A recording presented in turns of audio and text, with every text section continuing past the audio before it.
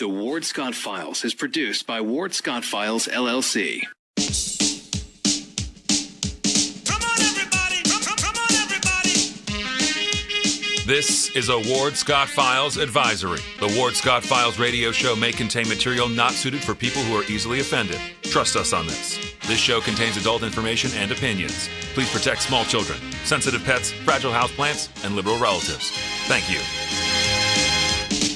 All right, good morning. Here we are in an undisclosed location of the Warthog Man Cave. No man shall know where it is unless we give you special directions. And evidently we messed up today and gave a couple of people some special directions because they found their way in here. And that's okay. You can't get here without an invitation, and we're glad to have our guests with us. We're going to start out the beginning of the Ward Scott Files today with to talk about some community activity. We are big supporters of the community. We like to keep you informed on what's going on. So I'm going to give you a little background right now on our guests here with Professor Ward Scott, or Coach Warthog, however you like to see me, which hat I'm wearing today. Here in our community, we have a country club. Many people have a country club, and the country club has been, it's ebbs and flows. Let's face it. The demographics change, the population changes, young ones coming along, and this, that, one, and another. So the country club has gone through a change of ownership, and we'll have a couple of people here today who represent, in part, the country club, and I want them to be sure and mention the new ownership, because the new ownership has actually stepped in and helped save this country club from itself, if you will. And by that we mean it's now becoming another viable part of our community. It's always had a rich community, but the people who started out with the country club have gotten older. And as I say, the interests of the young have perhaps changed, but we're going to bring back interest in the country club. And one of the ways we're doing is through a car show promotion. And these two guests here are here to talk about this and all the things that are going on this weekend at the Gainesville Country Club with car shows, and perhaps some other amenities too that also are going to go there that I'm going to listen to, that I'm learning about for the first time. So to my immediate left here, to your right, I guess, on the screen would be Trish Utter, who is involved with cars and has been for quite a while, knows quite a bit about automobiles. My experience with automobiles harkens back to the days when we built hot rods. And one of the first things I remember was my neighbor down the street dropped a Cadillac engine in a 1942 Ford Coupe. And we all had this curiosity about when the thing would actually either explode and blow up his daddy's garage, or whether it actually would run. And one day, the big day came, and Jimmy rolled the thing out the street and, of course, spun the tires right on the city streets. And then the rest of life he spent running from the cops or whatever it took. But that was my first experience of a 1940. Man, it was a classic car. And then I had a buddy who took a Roadster and dropped God knows what in it. And then along came really a hot rod. And this, I'm giving you my background on cars. And the big change element in my lifetime was that the 1955 Chevy V8, the first time Chevy had come out with a V8. And first thing we did was we did what we call raked it. And we dropped the front end of it, and we put out cutouts on it, and we dragged. And we would go out to the city streets late at night, and we'd line up the Mercurys and the Chevys and all that business. And, of course, the Corvette came out in '54, and it was a classic. And then, of course, the T-Bird was out in '55. So if I go to a car show, that's kind of how I relate to it all. Of course, the wealthy had cars that we called rolling sofas. They were big Buicks that you could put a whole family in the back seat of them and ride down the road, and nobody worried about gas. We had phony manifold covers on the outside. I said, "What are those things?" Oh, come on! You can tell how expensive the car is by how many they had. Buick, for this cheap car, actually had one phony manifold exhaust on the side, all the way up to the Roadmaster, which was 4. So I don't know what the car shows have become. I'm curious as can be. We have all sorts of people who are involved with cars and rebuild them. My neighbor down the road rebuilds them. So we're going to let Tim Brodnick, who is the sales manager of BMW, who's very much involved with this car show, talk a little bit about and bring me up to date in the I don't know what you'd call this now, the early part of the 21st century, Tim. I'm back in the middle of the 19th, or 20th. 20th, yeah, not the 19th. 18th, yeah, all the way back to the 18th. Jay's in my ear saying I go back to the horse and buggy. You will get dressed down for that after the show, Jay. Unfortunately, you didn't say that loud so everybody could hear it, did you? Oh, you can't do that to me. I mean, after all, look at the halo above my head. So we've got Trish Utter here, who also doubles as a Gainesville Good Life community in the city of Alachua, which is a town we talk about a lot. I'm from there. She's from there. She has a magazine, and they're involved with this as well. So I'm going to say ladies first. So Trish, you give your best stab at explaining what's going on, please. Okay, well, let me explain a little bit about myself. I've always had an interest in cars. I have a Facebook page called Power Girl, so look me up, Power Girl, on Facebook. And I've got involved with the Gainesville Country Club that is now under new ownership with Joe Hernandez, who has really turned it around very quickly. One of the things he's done actually is bring in this amazing French chef, and I can honestly say I had the best meal ever in this whole area at Gainesville Country Club the other day. Absolutely super food. Anyway, we're really excited to bring this car show to all of you. It will be the biggest car show in North Central Florida. So you really need to be there. Bring the kids, bring your car. Friday night, there's going to be a concert that's open to the public. I believe a helicopter will be there Friday night through the weekend. Is that how I arrive? Yes, drop in. There's more. He's coming by helicopter. Yeah, okay. So that will be very interesting to see the helicopter and the concert on Friday evening. And then Saturday morning. Now, who plays in the concert? What can you help us out with that? I'm not too sure, but you need to go to the website, GainesvilleCC.com. I know it's a girl from The Voice, and that she was Miss New York. Her name escapes me at the moment. Saturday morning is Cars and Java. Starts at 9 a.m. with free coffee and free pastries from the Flying Biscuit. So you don't want to miss that. The whole event's completely free on Saturday morning to anyone who wants to drive their car out and talk cars. And it's a really great community thing where people get together and talk about what's under their hoods and any mods that they've done to their cars, and just a nice thing. Now, Trish, if I bring my Manly 4x4 out there, you've seen it, it's a 4x4 on the side. It's a big Manly truck and comes off a farm with a farm tag on the front. Can I raise the hood and say, look at the Manly truck here? Does that fit in with the cars? I'm teasing you. Yes, you could park that next to Power Girl, my car.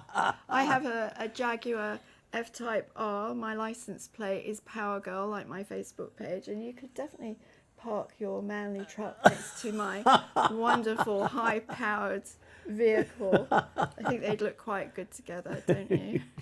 Well, Tim, what do you do with all this? I know you supply some of the cars. Do you not? How's this work? We do. So I'm with BMW of Gainesville. I've been there for a long time, actually. I'm one of the sales managers there. I'll talk a little bit about my background. I'm passionate about cars, always have been, and that's the reason I got into the industry, really.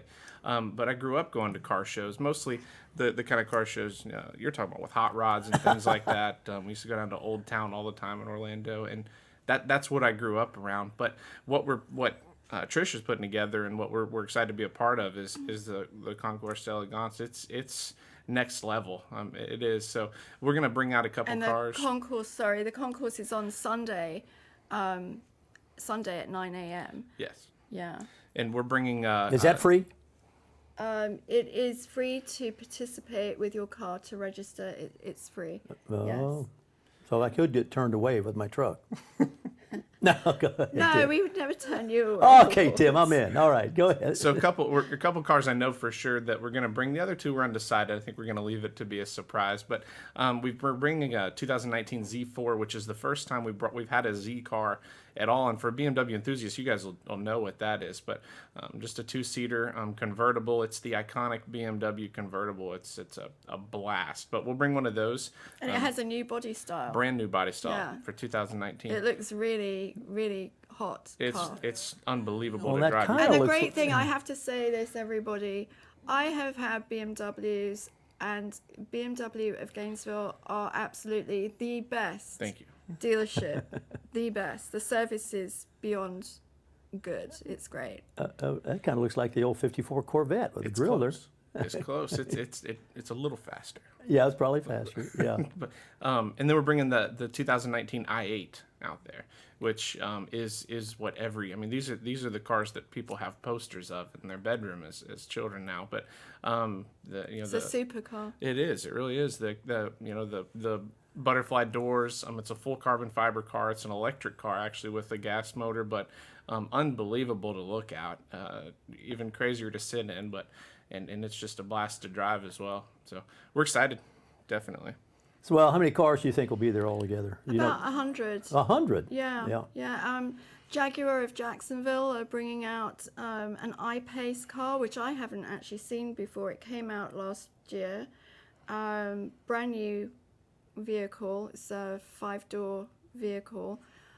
So I'm kind of excited to see that. All electric I-Pace from Jaguar. That'll be pretty cool.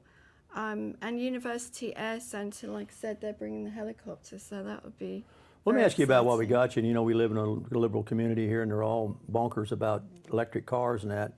Are they going to be here to stay? Are they catching on, Tim? What's the deal on them? They selling? Is it a kind of a what do you call it? A novelty, fashion? How do you read it? So I was in the business when electric cars first came to the market back in 2010 with the Chevrolet Volt.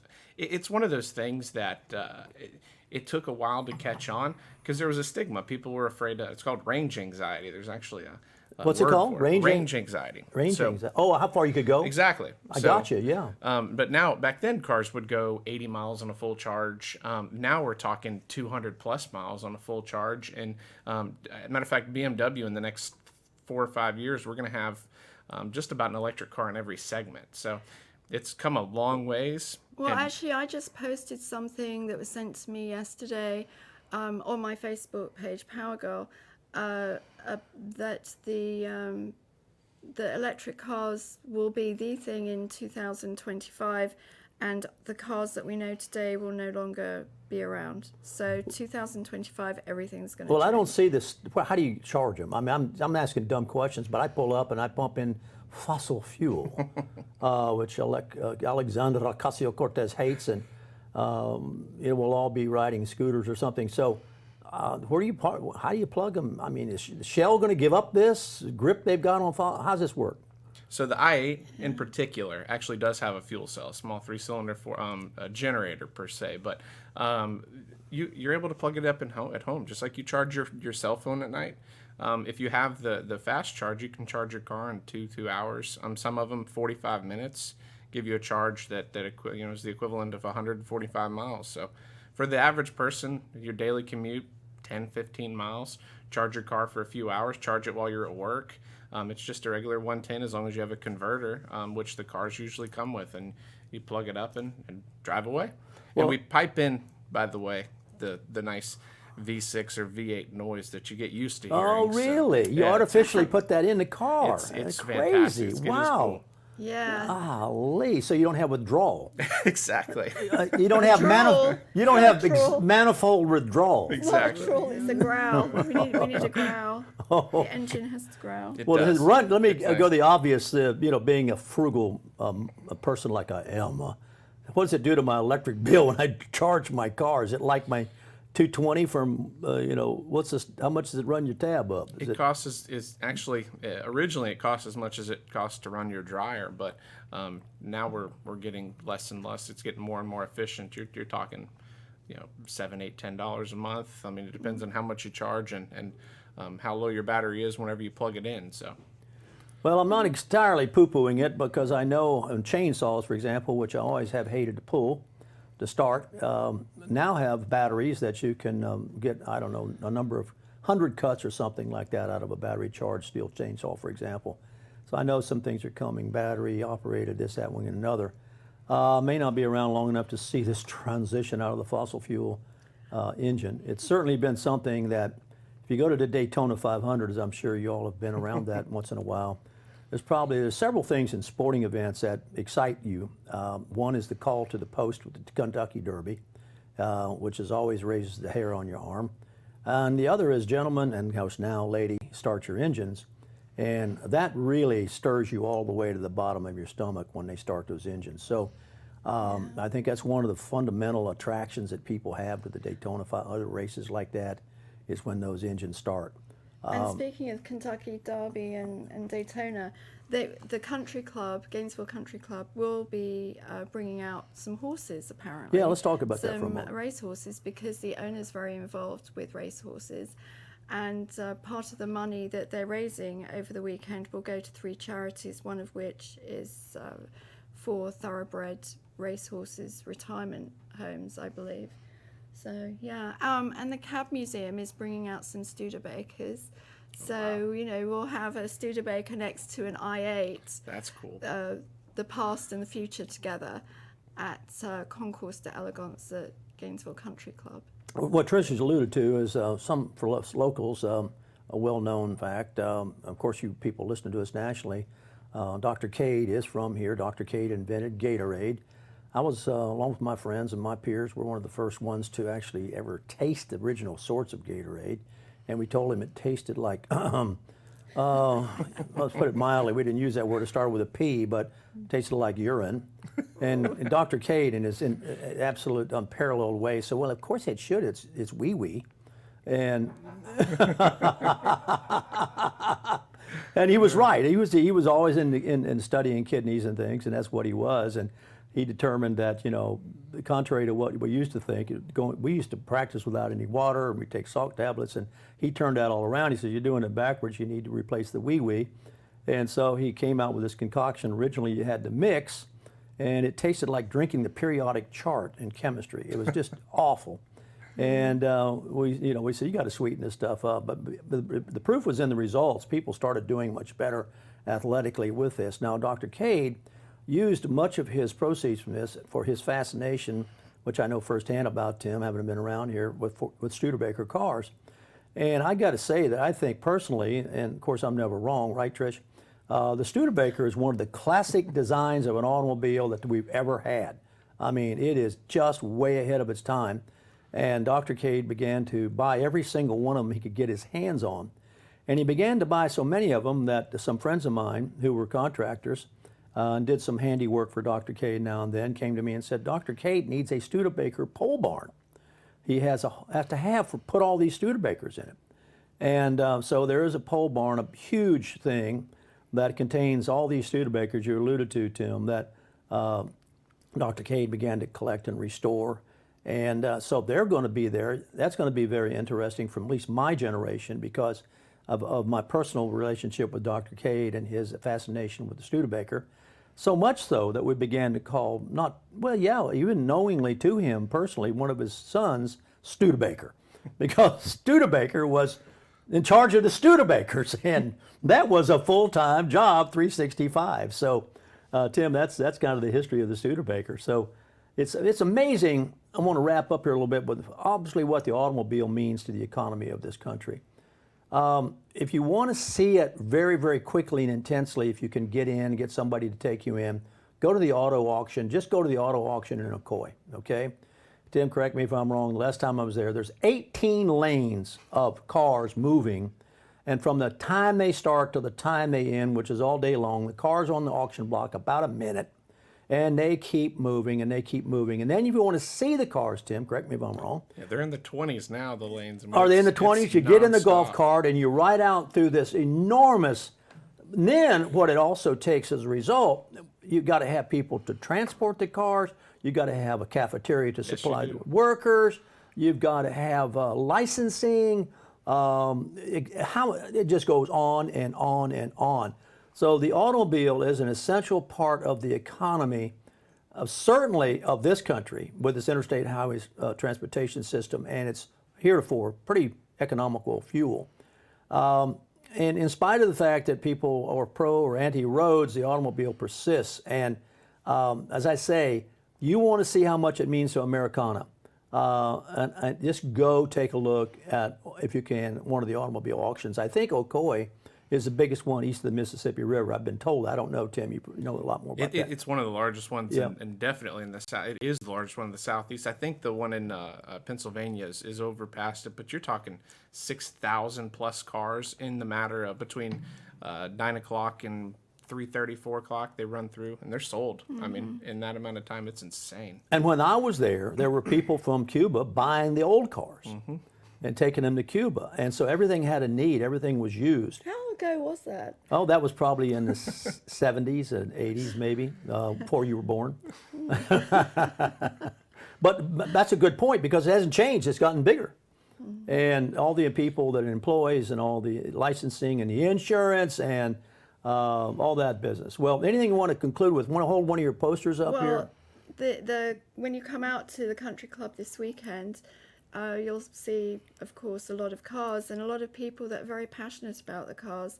And it's so interesting that everybody looks at a car differently. They look at it from a standpoint of it being a work of art, or they look at it as something to get them from A to B.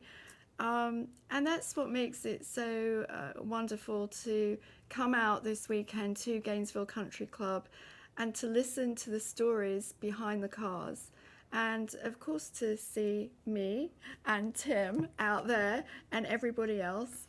And we look forward to seeing you all. Yeah, you'll see a lot of people, I'm sure, from our community there, and be an interesting little bit of different activity here, especially for the country club. It's known for golfing and that sort of activity, but here, you know, Mr. Hernandez, who's really stepped in and helped out the country club a lot, can't say enough about his support for the community and ability. And Aaron and Gretchen, who work for him, have been fantastic. Right, Aaron Henderson and Yes. Gretchen Blair also work for him, and we have Gretchen in the green room watching. She doesn't want to be on it. We actually had a chair for her, but she didn't quite make it out here. She wanted to be behind the scenes. And we can't wait for your truck to have a star spot over the weekend. So And Jay has put up a Studebaker there on the lower left corner. That's Oh, that's cool. isn't that cool? I Yeah. mean, and that would have to be in the 50s, I suspect, him, when that car was built. I'm pretty sure that's probably around. it looks like it should go through a drive-through, and you should be ordering a milkshake. Yeah, and it should be out on a platter next to your window rolled down. You know, Yeah. you speak into a microphone. That's part of our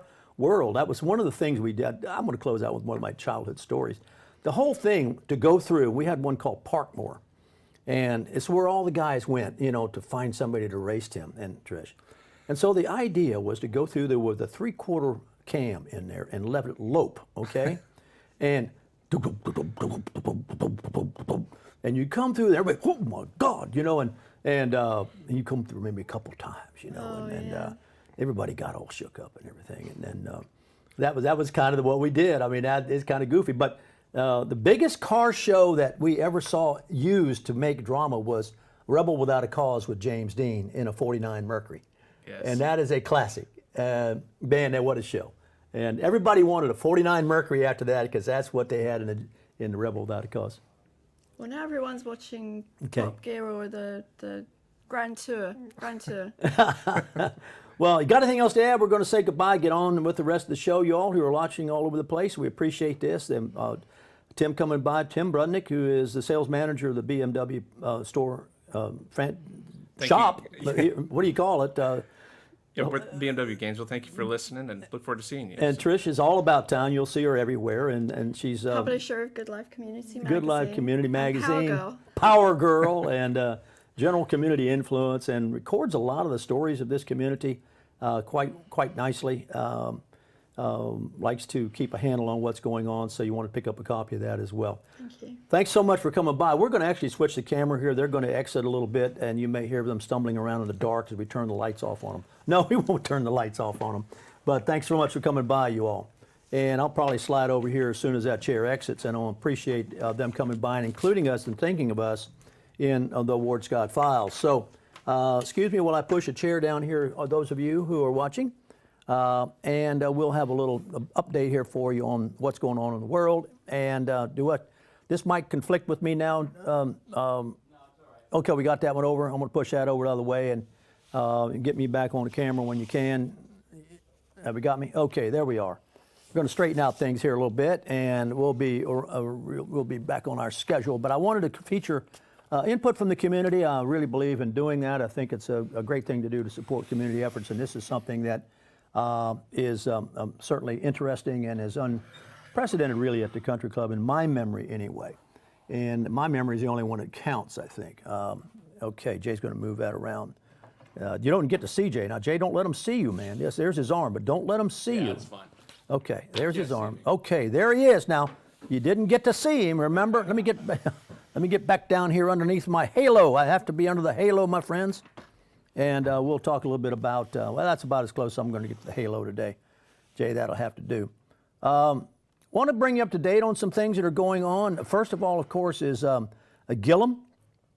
We've been watching Gillum for quite a while, Andrew Gillum, and we were very interested in how this ethics investigation into his accepting money for favors, and of course he had been wired up by the FBI unbeknown to him.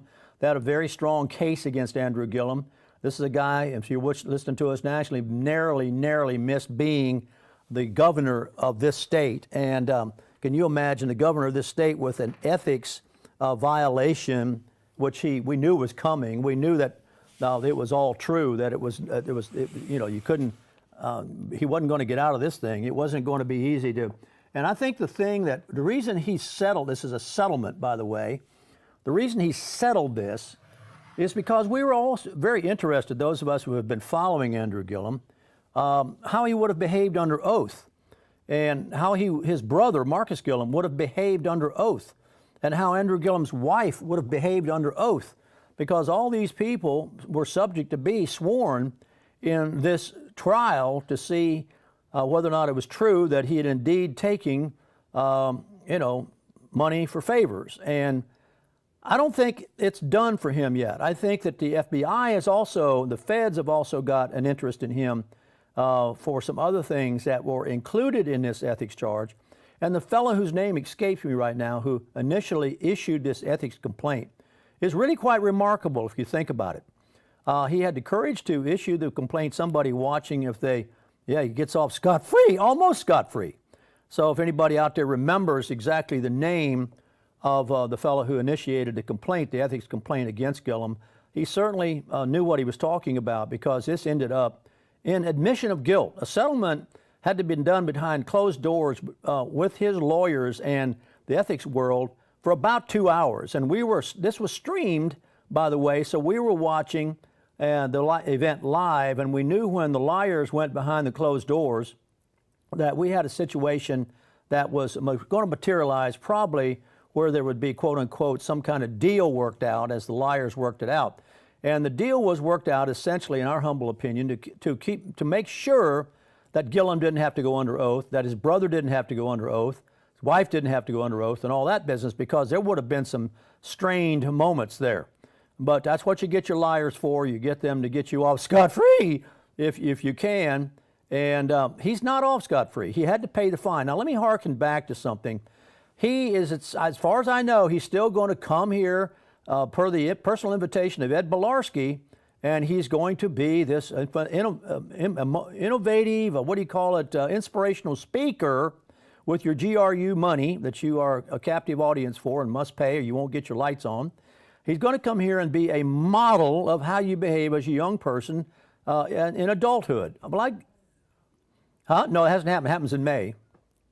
Yeah, that speech happens in May. So wait, this guy is getting fined for ethics violations. So it's basically admitting, hey, yeah, I screwed up. Well, or I got caught. That's it. Basically, he's admitting I got caught. He's admitting I got caught. And he's still coming to Gainesville and giving an inspirational speech on what? How not to get caught? No, how to go from rags to riches. Oh, that's the whole theme. Oh, here's a young lad out of the projects, or here's a young lad of color, and he started out with, 1 foot in the grave and 1 foot barely on the ground, and look what's become of him, and he's almost was a governor, and he may still appear on the presidential ticket of the Democrats. So, oh yeah, and if you ever wanted a litmus test that this Gainesville community is liberal, just take a look at this. So we've got Andrew Gillum coming here to be an inspirational speaker for young people. And we got Corrine Brown, who is still in the jug, ain't going to get out of the jug anytime soon, who was a world-class liar and cheater and bribe taker, who is still got the RTS building here in this community named after her. So it's a shameless group of people around here, and they're going to blame it, of course, on the fact that these people started out as people of color. And therefore, what would you expect them to do? and they've been, they've gotten by far better than they might have gotten by if it hadn't have been for the white guys writing the laws that they didn't really break. The laws weren't fair to begin with, so they can't really break the white man's laws because the white man's laws were designed to protect the white man and in prison the black male especially, which is all the hype now from the Democrats on the marijuana thing. And Kamala Harris, who slept her way to the bottom with Willie Jones, the mayor of San Francisco, while he was married. Nobody brings that up. They bring all this stuff up about Trump's morality. Kamala Harris has got no morality. So they've got her out there she's saying on the campaign trail, oh golly, you can't, here's what she said, you should release the black marijuana dealers first from prison and let them get first shot at being in the legitimate marijuana business, okay? Because they were ahead of their curve. In other words, Kamala Harris, who slept her way to the bottom with Willie Jones, the mayor of San Francisco, and from whom she got patronized $500,000 a year jobs, put that in your pipe and smoke it, now says that just the blacks, not the whites. It's as if no whites ever sold pot. They don't get first call. The black males in the jug who are in there for peddling the reefer madness should get out first, and then they should get a job offer from a legitimate reefer madness business, farm or retail store or anything like that first, because, quote unquote, they were visionaries, all right? Yes, go Google it, and I'm not, if I'm lying, I'm flying, and I don't even have a co-pilot's license. So this is what is going on in the campaign trail among the people who and the Democrats who want to let the felons vote, including, now they've had to walk this back a little bit, but Crazy Bernie said it was okay for the Boston bomber to vote. And some other character, I can't remember right now, was asked about it. And he kind of walked it back. He says, and he was quizzed pretty heavily. You mean to tell me that you're going to allow the Boston bomber to vote? And he says, well, he's got rights. If he had cancer, we'd treat him for cancer.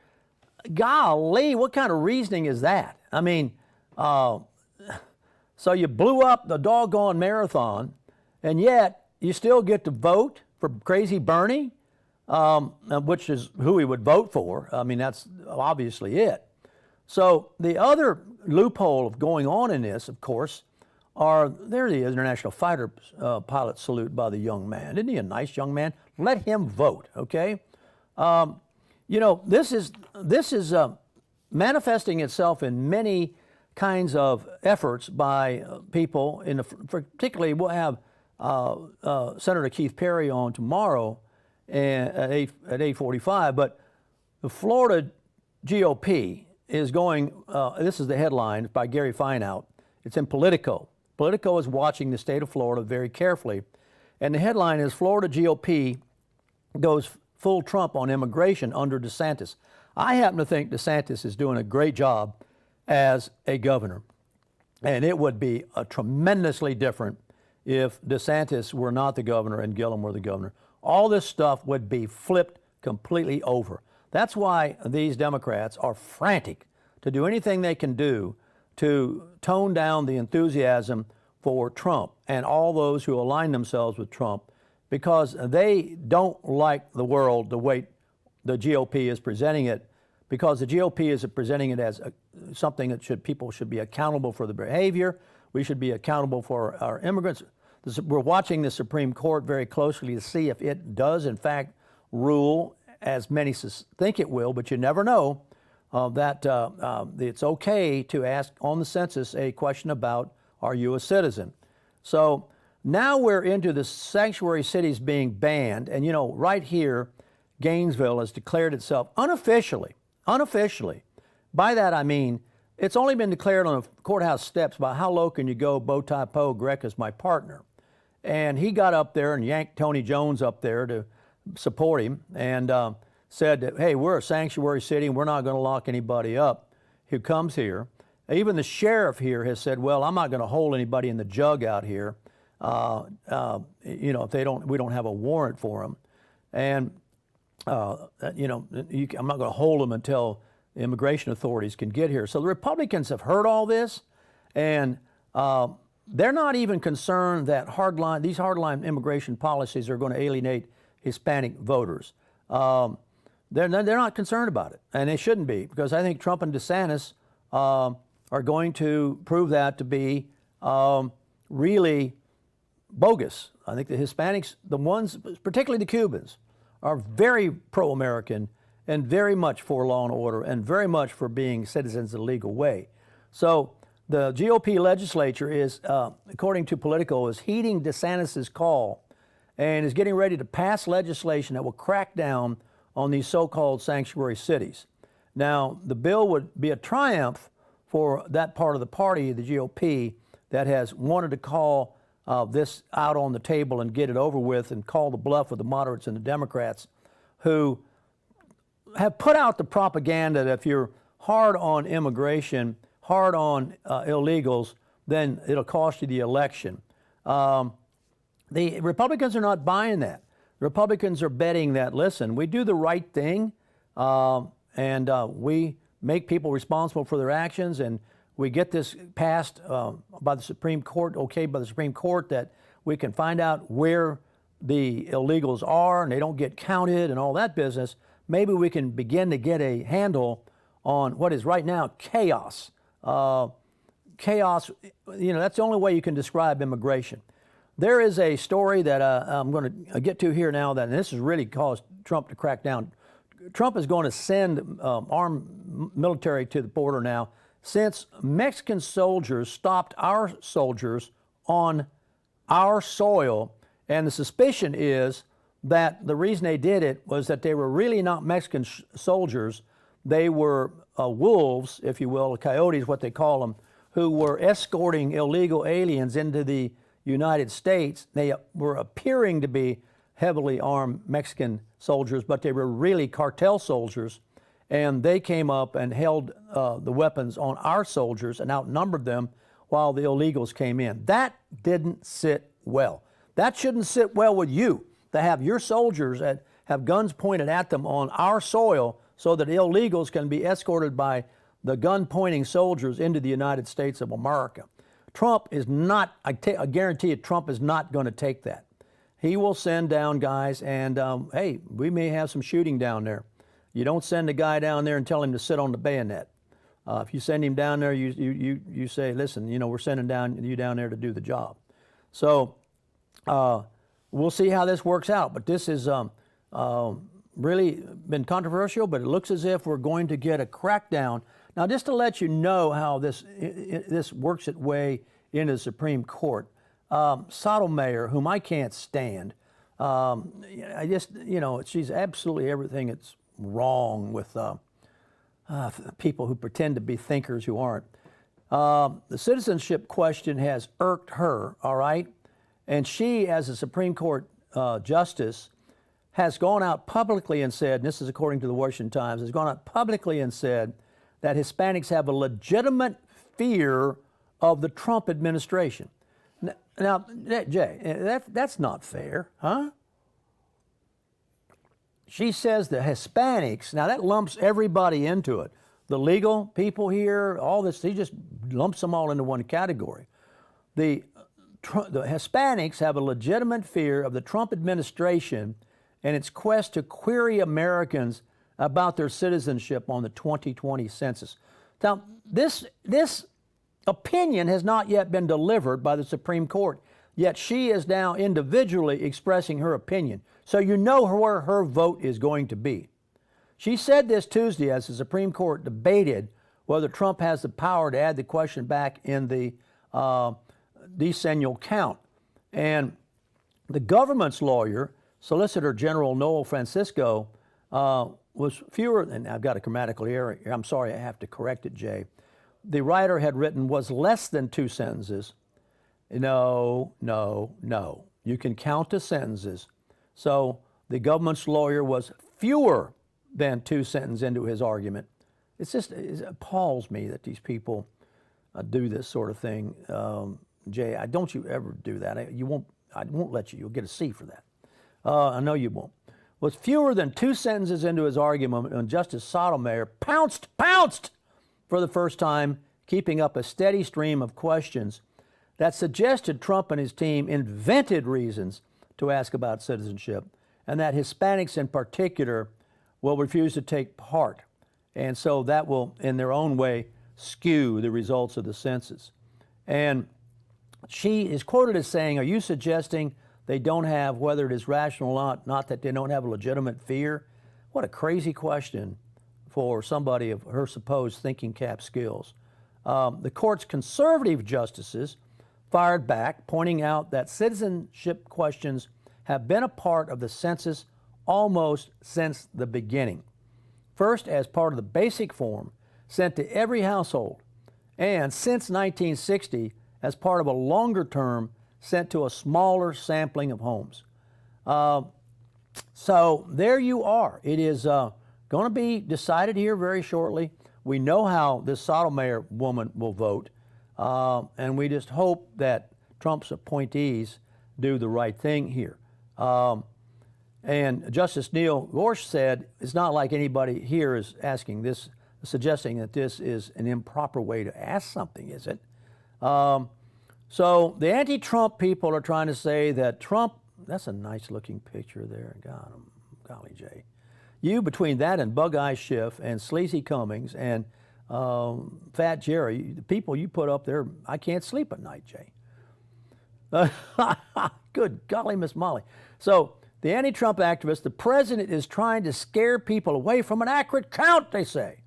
But for the president, we're actually trying to get an accurate count because we know what the Democrats are up to. They want to use those inflated numbers to change the districts and all that business. And we've already seen what Democrats do with Corrine Brown. That was the most gerrymandered. And by the way, it's gerrymandered. It's not gerrymandered. It's gerrymandered. That after, with Corrine Brown, and that whole rigged district went from like a snake down one side of the state clear into Orlando practically. So there's that deal going on, and I'm hoping, as you are or should be, if you're of like mind with me, and you don't have to be, of course, like mind with me, that you will have an opportunity to see this at least be nipped in the bud, and we won't have to let it run ramshackle down the road the way this whole impeachment thing. Now, the interesting thing about the impeachment thing is the Democrats, who are split among themselves, among us for more than two, between us for two, the Democrats are split among themselves into little groups, and they don't know whom they should follow. On the progressive, liberal, millennial, childish side, we got Alexandria Ocasio-Cortez, and then they've got in cahoots with her the Muslims. And we've already talked about how dangerous the Muslims are. And I talked yesterday with a gentleman who had been an FBI agent who knew pretty much about how all the Muslims got located in a town called Murfreesboro, Tennessee, that you may not have heard of. Murfreesboro, Tennessee is loaded with Muslims of all things, having been relocated there by none other than Barack Hussein Obama. So this process is beginning now to, chickens have come home to roost, in that they're now electing town council members in these areas, and all up. And these people are matriculating, and the first two who have, of course, as we've covered this, are Tlaib and Omar, who are totally anti-American, who are totally anti-Israel, and whose goal is to overthrow the country by gradually taking over the United States with its own Muslim influence from within the structure that the Democrats are split over, really. Some of them have thought, my golly, this is really inflammatory, the rhetoric they have against Israel, and this will cost us votes. And we don't know what to do about this, how to handle this. And so that group is at odds with some of the other groups that say, no, this is a long since time to do this, and it's long since time to get rid of fossil fuels. It's long since time, to even de Blasio, and I want to get into him. The goofy things that de Blasio has come up with really they really defy logic. He wants to redo New York City and fix it so that you can't have windows and all that business and skyscrapers. And it's crazy what he's talking about because, of course, they cost more energy. And meanwhile, Giuliani was asked about this because Giuliani had been the mayor of New York at one time. And Giuliani said, well, here's typical liberal behavior. De Blasio's over there talking about, oh, no more glass in buildings and this is leaks energy and this, that, one, and another. Meanwhile, New York right now, according to Giuliani, is as dirty in the streets as it's ever been. More trash, more filth. And one of the things Giuliani said he prided himself on when he was the mayor was cleaning up the streets of New York City and getting the place in order so that when business people came in there, they would not be hesitant to bring their businesses into the community. And so Blasio is over there going crazy, trying to institute the whole Green New Deal in the city of New York in terms of its architecture and its building permits and all that, which would, in his mind, bring us into alignment with, of course, the AOC agenda, which is to get rid of the fossil fuels. I guess, well, we can't even eat Cheerios. I suppose we'll have to all eat grass or something. But that's all out there being. Meanwhile, Trump also on these illegals has issued, and I think this is all part of the equation that's driving the Democrats a little bit nuts. He's issued a crackdown on illegal aliens overstaying their visas in U.S. John Binder has chronicled for this in the story. You know, there are hundreds of thousands in the United States right now, illegal aliens. We're not just talking about sanctuary cities now. We're talking about just the fact that they're here. Hundreds of thousands of illegal aliens who've overstayed their visas after they arrived in the United States. Trump put out a presidential memorandum.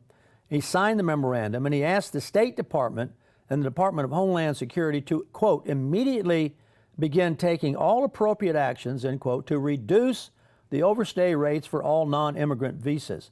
And that is more than, as near as we can figure, 415,000 illegal aliens who originally arrived in the U.S. legally but overstayed their visas and have yet to leave. So there are many, many pieces to this very complicated situation that Obama left us with. This disorder and this chaos and this lack of structure has to be addressed by somebody. Trump is addressing it nationwide. DeSantis is addressing it statewide. DeSantis has been called by the liberals somebody who's doing Trump's bidding. And that all is an attempt to change the state of Florida vote against Trump in 2020 by criticizing DeSantis, whom I think if you just want to sit down and start going through a ledger and comparing him to Gillum, who just got admitted in order to keep probably from going under oath that he did, not do what was right and therefore admitted and paid a fine. Now, you have to harken back locally to how Ed Braddy was treated when this happened. Ed Braddy, I think, took a drink from Jeff McAdams, who was the head of the FOP, and Ed was the mayor. Except I think Jeff bought him a drink, okay, at an adult bar, okay, which is not even relevant. And that he was squealed on, I think, by Pegeen Underhand and her crowd. And that worked its way through the hysteria of the Mexican Sun. And they actually painted Ed as an unethical person. I remember I remember who filed the ethics complaint. His name escapes me right now. Fortunately, I probably purged his name from my memory, but I can see his face and I know who did it. He was a setup by the Democrat Party to file this. And then once this filed, this was a big ethics violation to take a beverage from a FOP guy when you're the mayor and you're supposed to be negotiating a contract for the cops' pay and all. And they ran him up the flagpole, Ed, and made an example of what a horrible, dishonest politician he was. That's basically it. There were some other embellishments on this, but that was basically it.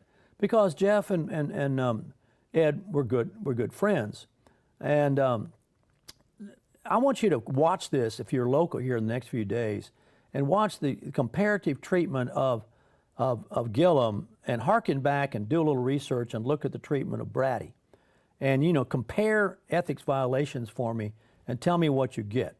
And here in living color is the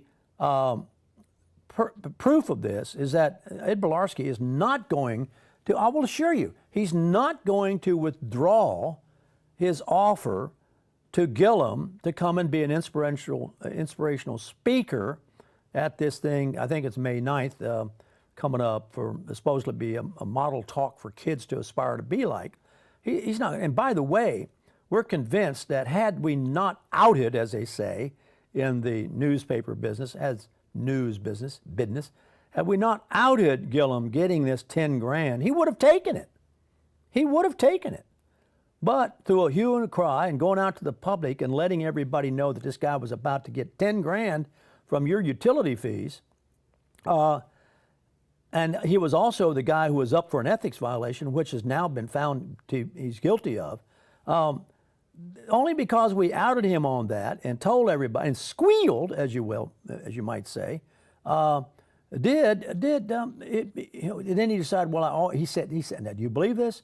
He said, I always intended to give it back and not take it. I mean, I don't know if you believe me, but I've got some swampland in South Florida, Jay, that I would like to sell you. Okay, do you have a problem with me doing that? Huh?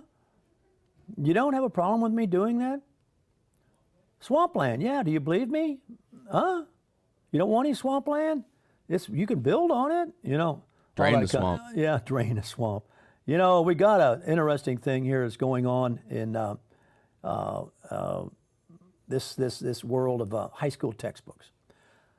Evidently, Tom Kakata has written about. Evidently, I keep coming up every day to education. It's so weird what's going on. But evidently, according to this story, there's a high school textbook, Jay, and this is probably why you were homeschooled and you didn't go to high school. Good for you. A high school textbook has come, and it's got pages here highlighted so you can see it. High school textbook has come under fire on social media after a user put out on social media highlighted its bias against conservatives, okay? In this textbook, the book argues that Americans are concerned about President Donald Trump's mental instability.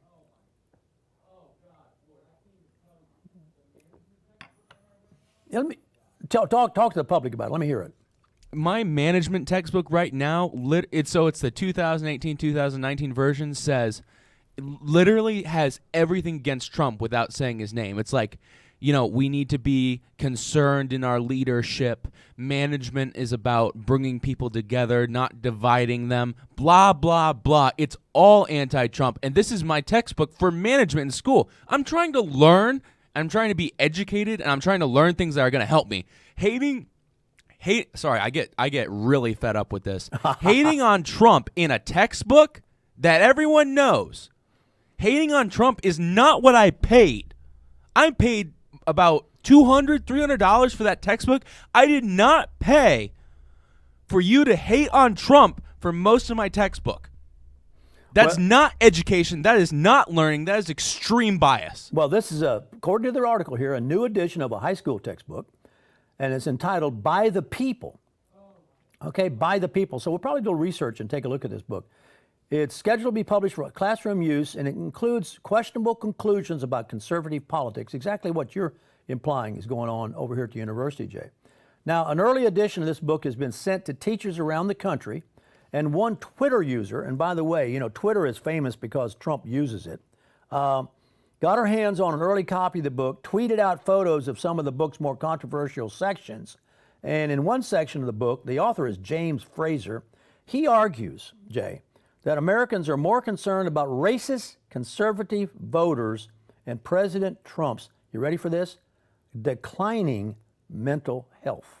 You know what? Keep going with that. Keep going with it. Yeah. Keep pushing me. Keep pushing all of us.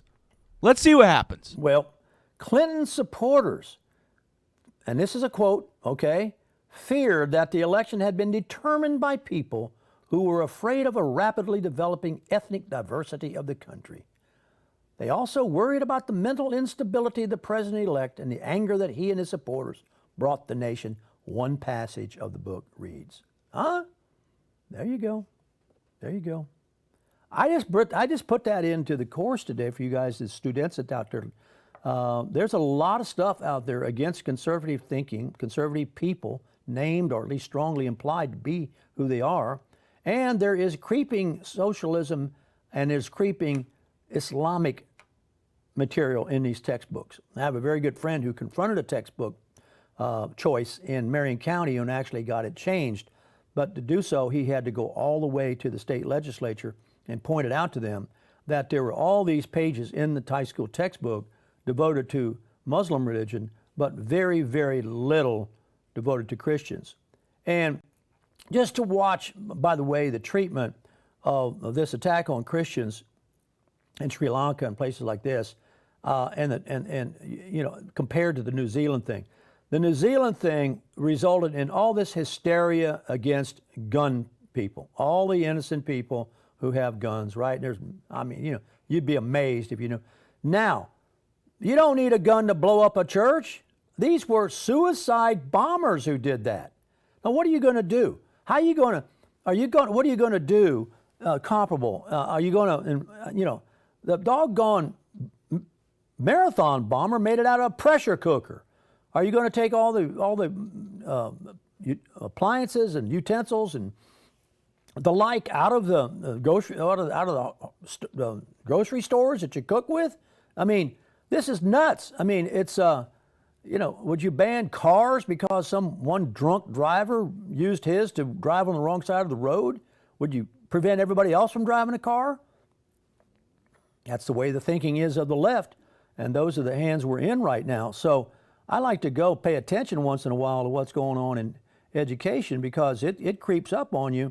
One of the great things I kind of want to conclude with is the language, and while they're talking about Trump, the language of Trump. I think one of the great things about Trump is his familiarity with the idiomatic expressions of the United States of America. And I wanted just to read a few of them to you that resonate with me and tell me that he is truly, truly one of us because of the way he uses what are called idiomatic expressions.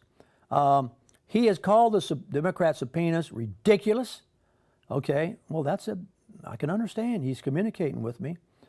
Then he said, I thought after 2 years we'd be finished with it. That sounds like language I've heard. Finished with it. He's also used the phrase, I say it's enough. You know, what son has not heard that from his father, right? And he said to the Democrats, get back to infrastructure, get back to cutting taxes, get back to lowering drug prices. I can hear my old man's voice in my ear right now. I said, that's enough. Get back to mowing the yard, you know? This is language we've all heard male figures who are our father figures say to us, you know? I would suggest probably Jay would agree with me on this. He says, look, they're not going to win with the people. They're not going to win against me. The only way they can maybe luck out is by constantly going after me on nonsense. Nonsense? I've heard my father use that word. That's nonsense, you know? We didn't mince any words around my house. It got called what it was. And he said that he also uses this phrase, and we understand this. He said he again demanded investigators look into the behavior of crooked Hillary and the dirty cops of the Justice Department. Man, that's right out of the TV, the dirty cops. And then he says that was a rigged system. And I can understand all that language. Rigging and get back to it and this and that. And I think that's one of the reasons this guy communicates with us down here, those of us who walk on our knuckles, is because he uses the language that we've heard from our fathers, we hear it from our bosses, we hear it from people who are trying to make things work. And that's what I think Trump is about. He's trying to make the system work. And the system has been rigged. It has been absolutely, totally tarnished by these Democrats. And hopefully we'll get to the bottom of it. Hey, we appreciate you listening to the Ward Scott Files. I'm going to give my command. Right, Jay? Warthog Command Center out. Thank you, God bless you, and God bless America. Do you want to put your business in front of 10,000 new customers? Visit wardscottfiles.tv today for more information on our advertising opportunities.